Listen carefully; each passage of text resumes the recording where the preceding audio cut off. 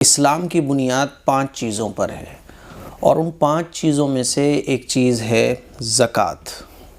زکوٰۃ یہ مسلمانوں پر فرض ہے، مالداروں پر زکوٰۃ فرض ہے جو غریبوں کو دی جاتی ہے، اور یہ زکوٰۃ فرض ہے جیسے نماز فرض ہے، روزہ فرض ہے۔ اسی طرح سے جو لوگ صاحب نصاب ہیں، صاحب نصاب جب میں کہوں گا تو آپ لوگ سمجھ جائیں کہ صاحب نصاب یعنی وہ لوگ جو شریعت کی نظر میں مالدار ہیں، ہماری نظر میں نہیں، کیونکہ ہم تو ہمیشہ اپنے سے اوپر والے کو دیکھتے ہیں۔ 1 منزل والا ہے تو وہ 2 منزل والے کو دیکھ رہا ہے، 2 منزل والا ہے تو وہ 3 منزل والے کو دیکھ رہا ہے، کسی کے پاس 1 مکان ہے وہ تو 2 مکان والے کو دیکھ رہا ہے، سائیکل والا گاڑی والے کو دیکھ رہا ہے، بائک والا کار والے کو دیکھ رہا ہے، کار والا مرسیڈیز والے کو دیکھ رہا ہے۔ تو ہمارا اعتبار نہیں ہے، شریعت نے کہہ دیا یہ مالدار ہیں، یہ غریب ہیں، کیونکہ ہمارا مزاج یہ ہے کہ ہم اپنے سے اوپر والے کو دیکھتے ہیں۔ ہر آدمی آج کے ٹائم میں ناشکرہ بنا ہوا ہے، اپنے آپ کو غریب سمجھ رہا ہے۔ شریعت نے ایک اصول بتا دیا کہ یہ مالدار ہیں، یہ غریب ہیں، یہ زکوٰۃ دیں گے اور یہ زکوٰۃ لیں گے، یہ لوگ زکوٰۃ نکالیں گے اور ان لوگوں کو زکوٰۃ دی جائے گی۔ تو وہ لوگ کہلاتے ہیں جو زکوٰۃ دیتے ہیں، جن کے اوپر زکوٰۃ فرض ہوتی ہے، وہ لوگ کہلاتے ہیں صاحب نصاب۔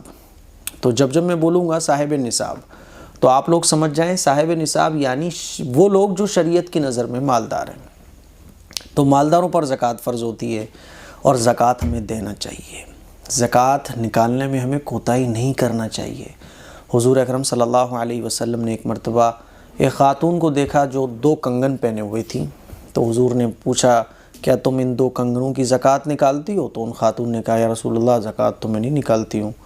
تو حضور نے عرض کیا زکوٰۃ نکالا کرو، کیونکہ اگر تم زکوٰۃ نہیں نکالو گی تو کیا تم یہ چاہتی ہو کہ جہنم کی آگ کے کنگن تمہیں پہنائے جائیں، اس کے بدلے میں تم زکوٰۃ نہیں نکالو؟ تو انہوں نے کہا نہیں یا رسول اللہ میں زکوٰۃ نکالوں گی۔ تو ہمیں زکوٰۃ نکالنا چاہیے۔ زکوٰۃ کن چیزوں پر ہوتی ہے؟ تو 4 چیزوں پر زکوٰۃ ہوتی ہے۔ نمبر 1 سونا، کسی بھی صورت میں آپ کے پاس سونا ہو، چاہے وہ پہننے کا ہو، چاہے وہ بیچنے کا ہو، کوئی بھی ہو، سونا، چاہے وہ ڈلی کی شکل میں ہو، چاہے وہ زیورات کی شکل میں ہو، انگوٹھی کی شکل میں ہو، نگینے کو ہٹا کر سونا۔ نمبر 2 چاندی۔ نمبر 3 کیش آپ کا کرنٹ اکاؤنٹ کا ہو، سیونگ اکاؤنٹ کا ہو، جو بھی آپ کا ہے کیش، جو بھی آپ کا پیسہ ہے وہ۔ نمبر 4 بزنس کا سامان، یعنی آپ جس چیز کا بزنس کرتے ہیں وہ۔ تو یہ 4 چیزوں کو آپ کو جوڑنا ہے۔ 4 چیزوں کو جوڑنے کے بعد اگر اس کا اماؤنٹ اتنا بنتا ہے جس سے آپ 52.5 تولہ چاندی خرید سکتے ہیں۔ 52.5 تولہ چاندی ہمارے انڈیا میں 37,000 روپے کی آ رہی ہے، 37 سے 38,000 روپے کی، تھوڑا بہت آگے پیچھے ہوگا آپ دیکھ لیں۔ تو جس کے پاس اتنا اماؤنٹ ہے جس سے وہ 52.5 تولہ چاندی خرید سکتا ہے، قرضہ ہٹا کر، ٹھیک ہے نا، آپ کے اوپر جتنا قرضہ ہے وہ سارا قرضہ مائنس کرنے کے بعد سونا، چاندی، کیش اور بزنس کا سامان، یہ 4 چیزیں آپ جوڑیں گے، ان 4 ہی چیزوں پر زکوٰۃ ہوتی ہے۔ تو ان 4 چیزوں کو جوڑنے کے بعد ٹوٹل اماؤنٹ کتنا بن رہا ہے؟ مثال کے طور پہ آپ نے سونا جوڑا، چاندی جوڑی، کیش جوڑا اور بزنس کا سامان جوڑا۔ سونا نہیں ہے تو کوئی بات نہیں، چاندی، کیش اور بزنس کا سامان، یعنی ان 4 میں سے 2 ہیں تو 2 کو جوڑیں، 3 ہیں تو 3 کو جوڑیں، 4 ہیں تو 4 کو جوڑیں۔ 4 کو جوڑنے کے بعد اتنا اماؤنٹ بنتا ہے جس سے آپ 52.5 تولہ چاندی خرید سکتے ہیں، تو آپ کہلائیں گے صاحب نصاب، یعنی آپ مالدار ہیں شریعت کی نظر میں۔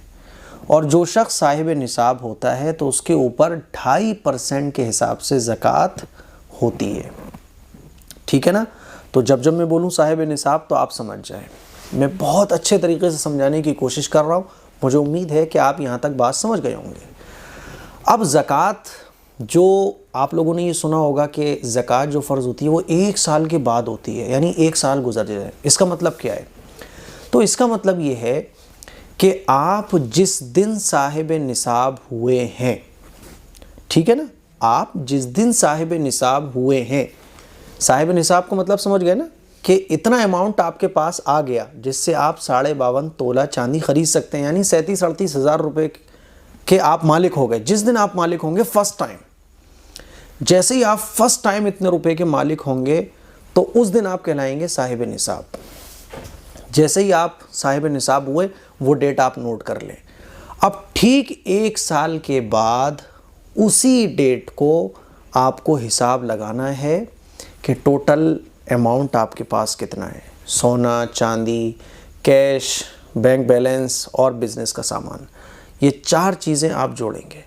4 چیزیں جوڑنے کے بعد پھر آپ کے اوپر جو قرضہ ہے وہ مائنس کریں گے، آپ کو جو لوگوں کو پیمنٹ کرنا ہے وہ آپ مائنس کریں گے، تمام طرح کے جو قرضے ہیں وہ آپ مائنس کر دیں گے. مائنس کرنے کے بعد آپ کے پاس اماؤنٹ کتنا بیٹھ رہا ہے، جتنا اماؤنٹ بیٹھے گا اس پر 2.5% کے حساب سے زکوٰۃ ہوگی. ٹھیک ہے نا؟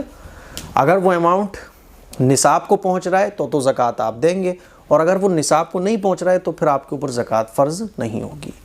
تو مجھے امید ہے یہاں تک آپ بات سمجھ گئے ہوں گے نا. صاحب نصاب آپ جس دن بھی ہوں گے فرسٹ ٹائم آپ جب صاحب نصاب ہوں گے وہی آپ کی ڈیٹ ہو جائے گی صاحب نصاب ہونے کی. فرسٹ ٹائم جیسے ہم لوگ بالغ ہوتے ہیں نا، تو پھر ایسا تو نہیں ہے کہ بالغ ہو گئے اب پھر نابالغ ہو جاتے ہیں اور پھر بالغ ہو جاتے ہیں، ایسا تو نہیں ہوتا نا. فرسٹ ٹائم ہم جب بالغ ہوتے ہیں اسی وقت سے ہمارے اوپر نماز فرض ہو جاتی ہے. اسی طرح سے ہم فرسٹ ٹائم جب صاحب نصاب ہوتے ہیں ٹھیک اس کے 1 سال بعد ہمارے اوپر زکوٰۃ فرض ہو جاتی ہے، اور پھر ہمیں گڑا بھاگ کرنا ہوتا ہے اس ڈیٹ میں.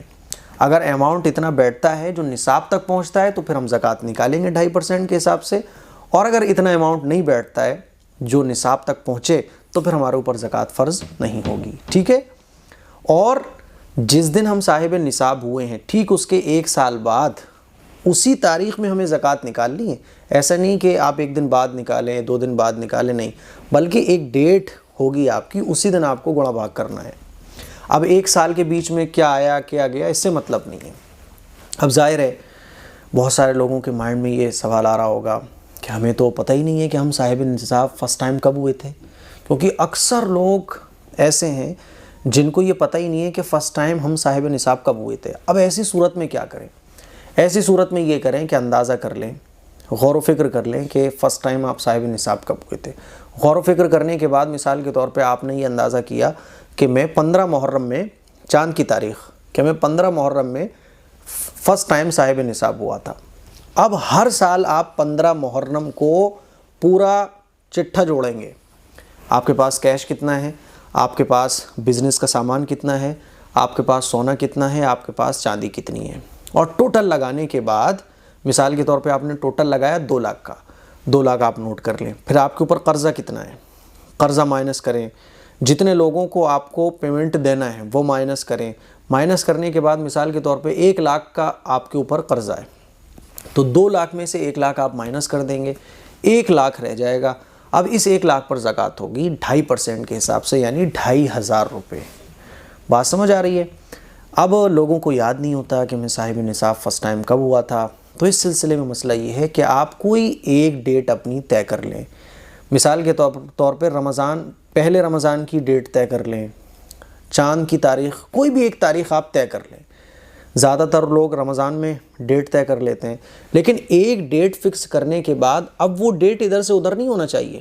مثال کے طور پہ کوئی بندہ 1 رمضان کی ڈیٹ فکس کر لیتا ہے کہ میں 1 رمضان کو اپنا پورا ٹوٹل لگاؤں گا اور دیکھوں گا میرے اوپر کتنی زکوٰۃ بنتی ہے. اب ہر سال 1 رمضان کو ہی آپ کو حساب لگانا ہے، اور ساری زندگی کے لیے یہ 1 تاریخ رمضان کی آپ کے لیے زکوٰۃ نکالنے کا دن ہو گئی. ٹھیک ہے؟ مثال کے طور پہ 1 رمضان آیا، آپ ڈائری لے کے بیٹھ جائیں، کتنا ہے کیش، کتنا ہے گولڈ، کتنا ہے چاندی، کتنی ہے، اور بزنس کا سامان کتنا ہے. بزنس کا سامان مثال کے طور پہ آپ کاروبار کرتے ہیں، بک اسٹور ہے آپ کا، تو جتنی بکس آپ کی دکان میں ہیں وہ سارا ٹوٹل لگائیں. کیش کتنا ہے آپ کے پاس وہ ٹوٹل لگائیں. چاندی کتنی ہے وہ ٹوٹل لگائیں. سونا کتنا ہے وہ ٹوٹل لگائیں. ٹوٹل لگانے کے بعد نکلا 2 لاکھ، تو 2 لاکھ نوٹ کر لیں. اب آپ کو دینا کتنا ہے، ویپاری کو کتنا دینا ہے، لیبر کو کتنا دینا ہے، دکان کا کرایہ کتنا دینا ہے، بجلی کا بل کتنا دینا ہے، جتنا بھی آپ کو دینا ہے جو آپ کے اوپر قرضہ ہے وہ آپ ٹوٹل لگا لیں.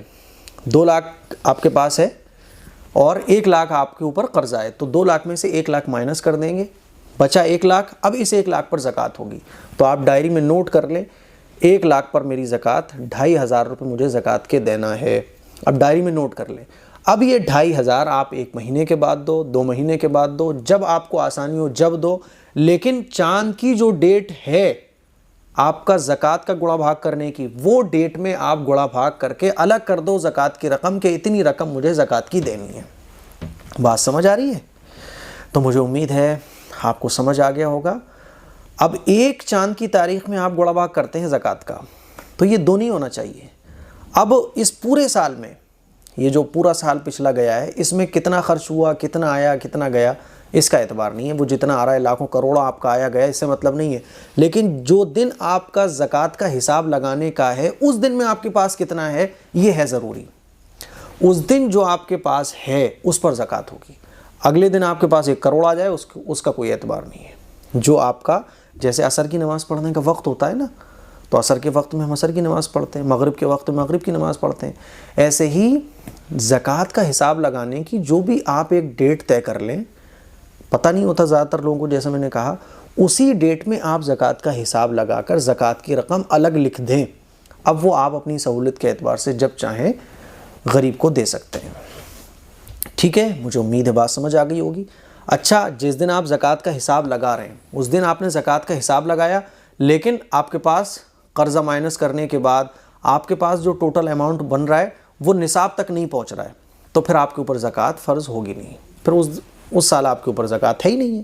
مثال کے طور پہ 1 تاریخ کو آپ زکوٰۃ کا حساب لگانے بیٹھتے ہیں اور 2 لاکھ کا آپ کے پاس سونا چاندی کیش اور بزنس کا سامان ٹوٹل ملا کے 2 لاکھ ہو رہا ہے، لیکن 3 لاکھ کا آپ کے اوپر قرضہ ہے، تو 3 لاکھ اگر 2 لاکھ نکال دیں گے آپ، تو 1 لاکھ کا آپ کے اوپر اور قرضہ ہوا، تو پھر آپ کے اوپر زکوٰۃ نہیں ہوگی۔ ٹھیک ہے نا؟